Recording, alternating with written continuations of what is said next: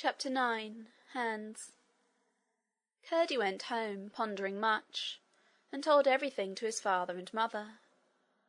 As the old princess had said, it was now their turn to find what they had heard hard to believe. If they had not been able to trust Curdie himself, they would have refused to believe more than the half of what he reported.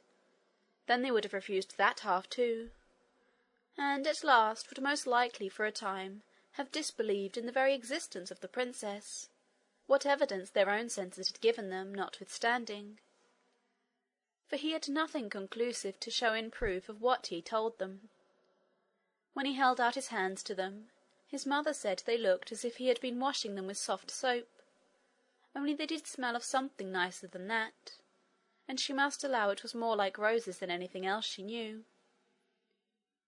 His father could not see any difference upon his hands, but then it was night, he said, and their poor little lamp was not enough for his old eyes. As to the feel of them, each of his own hands, he said, was hard and horny enough for two, and it must be the fault of the dullness of his own thick skin that he felt no change on Curdie's palms. "Here, Curdie," said his mother, "try my hand, and see what beast's paw lies inside it." "No, mother," answered Curdie, half beseeching, half indignant. "I will not insult my new gift by making pretence to try it. That would be mockery. There is no hand within yours but the hand of a true woman, my mother." "I should like you to take hold of my hand, though," said his mother. "You are my son, and may know all the bad there is in me." Then at once Curdie took her hand in his, and when he had it he kept it, stroking it gently with his other hand. "Mother," he said at length, "your hand feels just like that of the princess." "What? My horny, cracked, rheumatic old hand, with its big joints and its short nails all worn down to the quick with hard work, like the hand of the beautiful princess? Why, my child, you will make me fancy your fingers have grown very dull indeed, instead of sharp and delicate, if you talk such nonsense. Mine is such an ugly hand, I should be ashamed to show it to any one but one that loved me. But love makes all safe, doesn't it, Curdie?"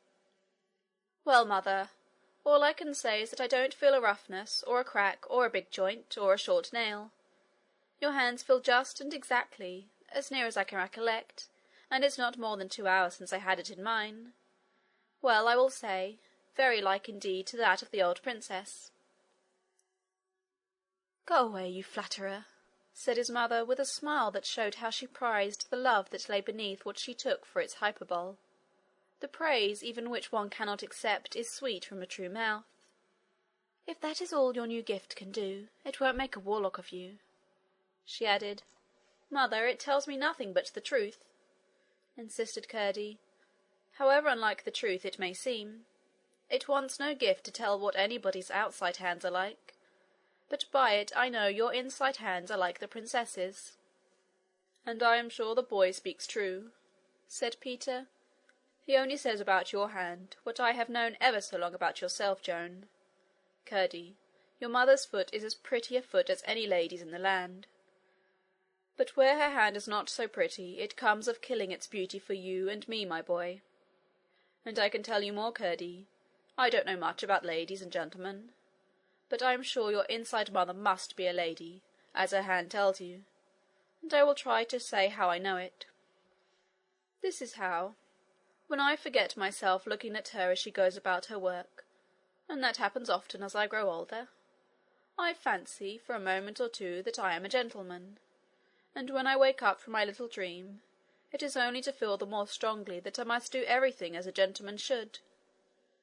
I will try to tell you what I mean, Curdie. If a gentleman, I mean a real gentleman, not a pretend one, of which sort they say there are many above ground, if a real gentleman were to lose all his money, and come down to work in the mines to get bread for his family, do you think, Curdie, he would work like the lazy ones? Would he try to do as little as he could for his wages? I know the sort of the true gentleman pretty near as well as he does himself. And my wife, that's your mother, Curdie, she's a truer lady, you may take my word for it. for it's she that makes me want to be a true gentleman. Wife, the boy is in the right about your hand." "Now, father, let me feel yours," said Curdie, daring a little more. "No, no, my boy," answered Peter. "I don't want to hear anything about my hand, or my head, or my heart. I am what I am, and I hope growing better, and that's enough. No, you shan't feel my hand. You must go to bed, for you must start with the sun." It was not as if Curdie had been leaving them to go to prison, or to make a fortune, and although they were sorry enough to lose him, they were not in the least heartbroken or even troubled at his going. As the princess had said, he was to go like the poor man he was. Curdie came down in the morning from his little loft, dressed in his working clothes. His mother, who was busy getting his breakfast for him, while his father sat reading to her out of an old book, would have had him put on his holiday garments, which, she said, would look poor enough among the fine ladies and gentlemen he was going to. But Curdie said he did not know that he was going among ladies and gentlemen, and that, as work was better than play, his work-day clothes must, on the whole, be better than his play-day clothes. And as his father accepted the argument, his mother gave in.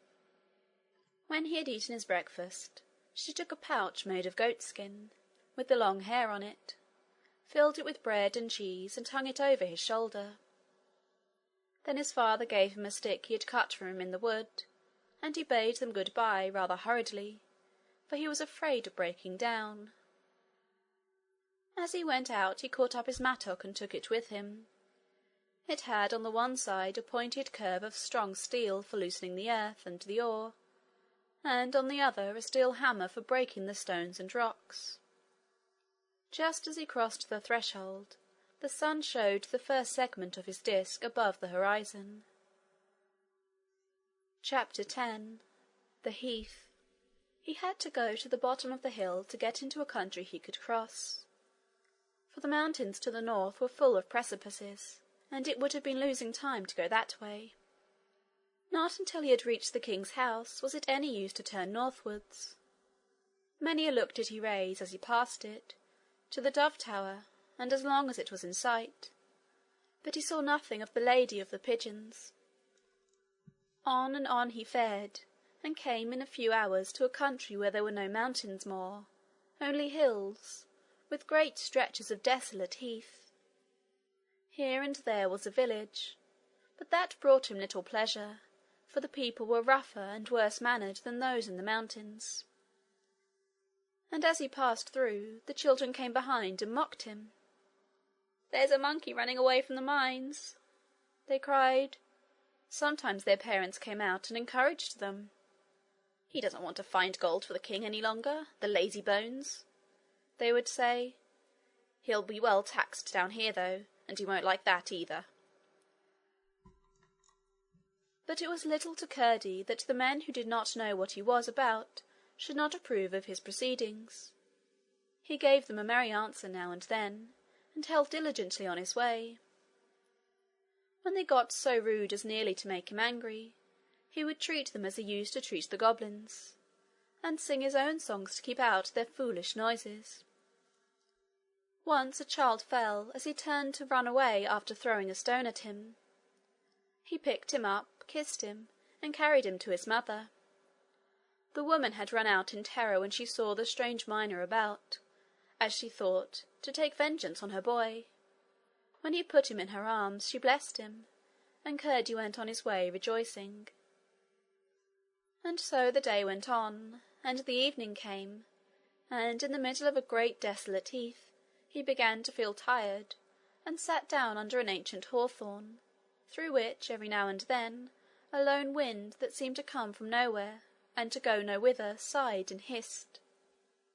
It was very old and distorted. There was not another tree for miles around. It seemed to have lived so long, and to have been so torn and tossed by the tempests on that moor, that it had at last gathered a wind of its own, which got up now and then, tumbled itself about, and lay down again. Curdie had been so eager to get on that he had eaten nothing since his breakfast, but he had had plenty of water, for many little streams had crossed his path. He now opened the wallet his mother had given him, and began to eat his supper. The sun was setting. A few clouds had gathered about the west, but there was not a single cloud anywhere else to be seen. Now Curdie did not know that this was a part of the country very hard to get through. Nobody lived there, though many had tried to build in it. Some died very soon, some rushed out of it. Those who stayed longest went raving mad, and died a terrible death. Such as walked straight on, and did not spend a night there, got through well, and were nothing the worse.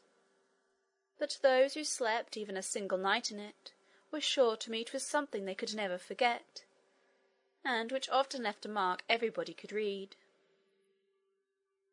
And that old hawthorn might have been enough for a warning.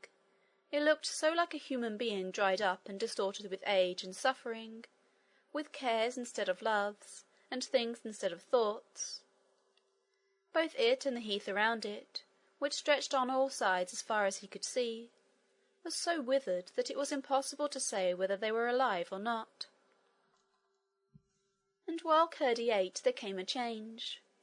Clouds had gathered over his head, and seemed drifting about in every direction, as if not shepherded by the slow, unwilling wind, but hunted in all directions by wolfish flaws across the plains of the sky.